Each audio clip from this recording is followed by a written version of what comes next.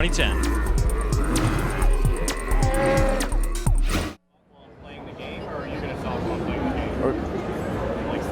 Hey everybody, Sean McInnes here at the Comic-Con 2010 stage show. I'm joined by Steve Paputzis from Visceral Games, as well as our friend Rich Briggs here, who is slightly off camera, but hopefully he'll be able to chip in and tell us a little bit about Dead Space Ignition, the game that we're about to check out. Steve, thanks for joining us. How's your Comic-Con going? It's been great, Sean. Thanks a lot for asking. You know, getting to be in the middle of all this cool stuff and just the passion that you see here at Comic-Con with all the different costumes and awesome booths. It's really incredibly awesome.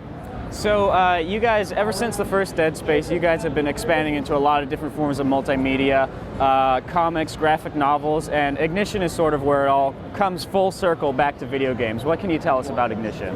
Well, Dead Space Ignition is a prologue to Dead Space 2. It kind of picks up a few hours before the core game Dead Space 2. And Rich can actually kind of fill us in on some of the details, if you don't mind, Rich.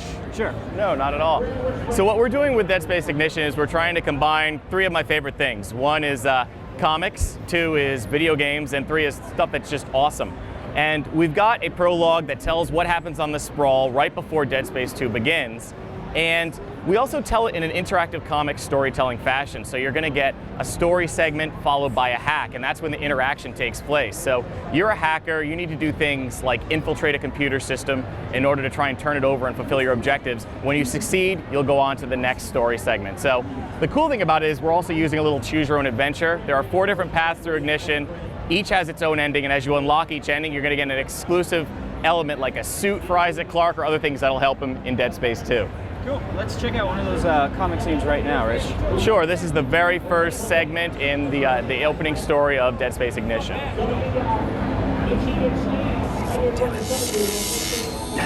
Gotcha.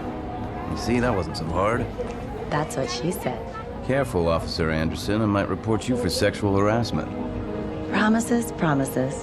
What are you doing here this early anyway? Got a remote alert that my terminal crashed. Wanted to fix it before my shift starts. The way things have been lately. You needn't have bothered. I'm sending you out, Franco. We've got a malfunctioning heavy-duty door over at the CEC facility in Europe. I should be able to do that from here. If we could reach it remotely, I would have dealt with it already, smartass. Pack your bag and get over there. Ask for Supervisor Burkhoff in processing. You want me to come with? Like you said, things have been pretty hairy out there lately. Not a bad idea, Anderson. While you're at it, pack a lunch. Board's already lighting up. You'll probably be out most of the day. Keep your comm active. I'll update you with anything else that comes in. You got it, boss. You think you could have been any less subtle? I'm sure I could try. You complaining? Hell no. You know I'd tell the world if I didn't fear your wrath. Not that again. Please, I told you already, I just need time. It's been almost 6 months, Sarah. I know. Please, not today. Sounds like it's going to be hectic enough.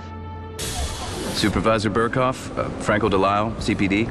You said you got a malfunctioning door? Malfunctioning's one way to put it, sure. You ask me, somebody hammered it. You mean sabotage? 1 minute it's working, the next it isn't. And when I open the door pad... Yeah, I see what you mean. Someone did a number on this, and not just the wires.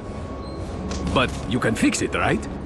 I got a few 100 tons of ore scheduled to pass through here today. I'll certainly do my best. He always says that. Don't sweat. If it's made of circuits and wires, he can make it work. So we're about to head into our first hack, which is called Traceroute. And Traceroute is a side-scrolling race against other electrical signals. Now again, you're the hacker, so I'm going to control the red line here. And my purpose is to try and infiltrate this system and make it to the end of this side-scrolling maze. I want to try and avoid basically everything in the environment with the exception of those little boost panels that you can see. And the computer is, you know, it's just going along minding its own business. It's nice and cool, blues. All of a sudden I'm coming in trying to take it over, so it starts sending AI after me. So you can see that there's one AI trying to catch me, but if I can avoid it long enough, the computer will recognize that I'm a more significant risk and actually send more. I can drop firewalls, which will slow down any AI that's chasing me. And you can see that the environment starts to change in real time. Again, the computer's trying to basically lock me down before I can reach the core. I also have another power-up, which is a DDoS prompt. It'll reverse the controls of any AI that run into it. You can see there the computer's throwing some more blocks in my way, and it actually just initiated a more advanced AI. I've got a little bit of a boost pad there that I can also use, and as you upgrade your rig, you'll actually be able to cover more power-ups. Finally, if we get this last boost, oh, just made it. Got in at the nick of time. So I accessed the core, now I've taken over the computer, and that allows me to forward the mission. And this is one of our 3 hacks. We have 2 more. One of them is called Hardware Crack, where it's basically a puzzler. You're trying to manipulate lasers on a grid in order to complete the circuits. And then we also have another one called System Override, which is like a tower defense game, but turned on its head because you're the hacker, so you're on the offensive, and you've got to release viruses into the system in order to try and take it over. All right, and as you complete those games, you actually progress the story. So let's check out how that's going on right here. Thanks. No problem. If it happens again, just give us a call. Hey, before you head back, can you stop by logistics? Friend of mine over there was saying they got computer problems. Did he call it in? Beats me. But you're already here, right? Weaver, this is Delisle. Fix that door, but the super's asking about an issue in logistics. Yeah, I was gonna ask you to head over that way while you're there. They've got a supply logging terminal that keeps sending bad data. So this is how he knew we'd be out all day. Nice of him to give us some notice. Oh, it's Weaver. What can you do? Anyway, assuming he's right, you want to get drinks after shift? Sure. Delisle, this is Weaver. Got another flag for you. We're not even at that second job yet. The sky panel on the CEC sector is on the fritz. Most likely a power routing problem. Can't someone else take that? You're the closest officer in the field. Don't worry, boss. I'll look after him. He's safe in my hands. Good to know. Whose side are you on, anyway? Aw, it's kinda cute. You can hold my hand if you get scared. Are you cops? I reported this 2 days ago. Sorry, we're stretched pretty thin right now. Half the sprawl seems to be falling apart. Well, I hope you can put this back together. It keeps sending the wrong figures, and half a ton here and there adds up, you know? Huh. Oh, maybe a bug or glitch. I'll see what I can do. So you can see that we're really trying to take things in a new direction with respect to our motion comics. We had a great response to the motion comic for the original Dead Space. So for Dead Space 2, we want to add the interactivity, we want to add the multiple paths. You know, we're telling the story of Franco Delisle. You can see that he's got a little bit of a relationship going on with his partner, Sarah Anderson, that they're kind of trying to keep off the books for right now. But that's actually going to play a critical role later on as the story progresses and in the choices that you have to make.